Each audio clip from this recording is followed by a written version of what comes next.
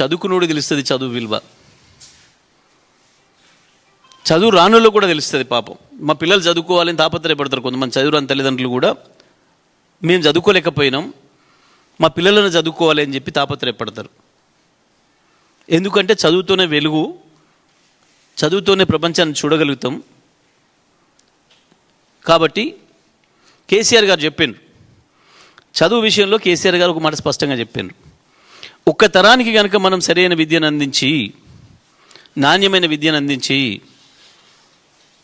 ప్రపంచంలో ఎవరితోనైనా పోటీ పడగలుగుతామన్న విశ్వాసాన్ని కనుక ఇచ్చి పంపిస్తే ఇక ఆ సమాజం తిరుగులేని సమాజం అవుతుంది అని చెప్పి దాని కొరకే కేసీఆర్ గారు ప్రత్యేకించి గురుకుల పాఠశాలల్ని పెంచి, ఎందుకు అంటే గురుకుల పాఠశాల పైన ప్రజలకు విశ్వాసం వచ్చింది.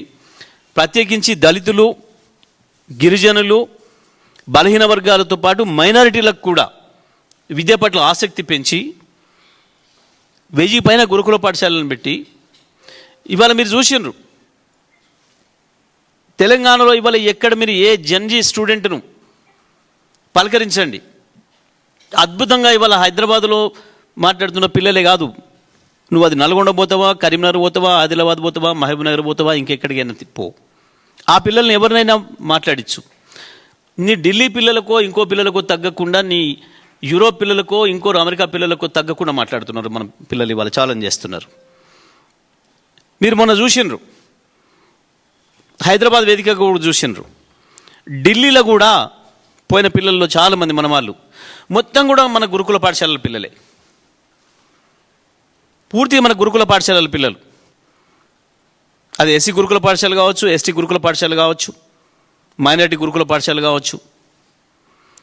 మొన్న మీరు ఇందిరా పార్క్ దగ్గర చూసినారు, వచ్చిన వేలాది మంది పిల్లలందరూ కూడా అందులో మెజారిటీగా మన గురుకుల పాఠశాల పిల్లలు. అది కేసీఆర్ ఇచ్చినది. కేసీఆర్ ఈయన లెక్క మాట్లాడలే, పని చేసుకుంటూ పోయింది.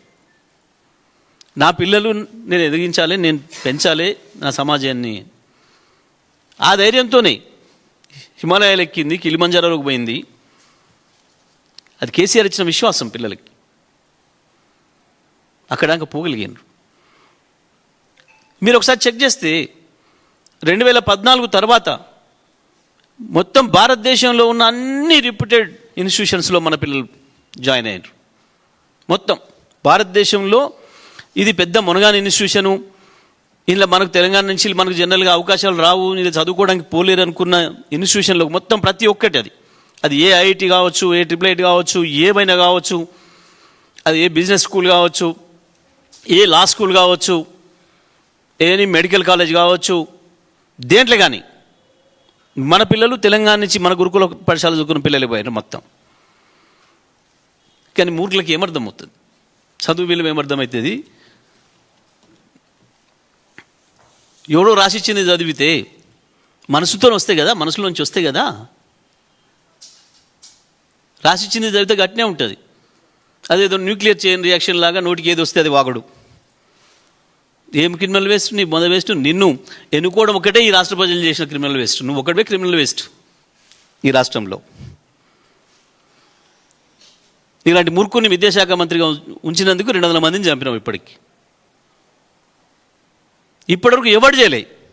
ప్రపంచంలో ఒక విద్యాశాఖ మంత్రి అనేటోడు పిల్లల్ని మాకు పంపించండి, మేము చదివిపిస్తాం మీ పిల్లల్ని అని చెప్పి తీసుకుపోయి వాళ్ళ ఇళ్ళ నుంచి తీసుకుపోయి విషం పెట్టి చంపిన దుర్మార్గుడు.